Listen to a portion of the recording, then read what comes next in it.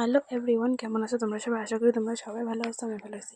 দেখো সকাল সকাল উঠা অনেকটা কাপড়ও দিছি ধুইয়া আজকে অসজুরবো তোমারে কালকে কইছিলাম না। দেখো মা আজকে বানতেছে এখন বিনস আলু ভাজি, আটা মেখে রাখছে, কড়াইও বয়া দিচ্ছে, ভাজি করব।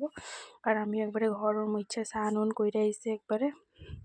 দেখো চা নুন করে মা ভাজি রুটি রেডি করে রাখছে। আর এদিকে আমি অল্প চা বয়াই দিছি, চা অল্প খামু, স্নান করে এসে ঠান্ডা লাগতেছে না, দুধ চা। আমার তো লাল চা আমি খাইতে পারি না, দেখো খাইতেছি। খাওয়া দাওয়ার পর একটু রোদে বইছি, তারপরে রোদে বোয়ার পর মারে একটু সবজি উবজি কেটতেছি।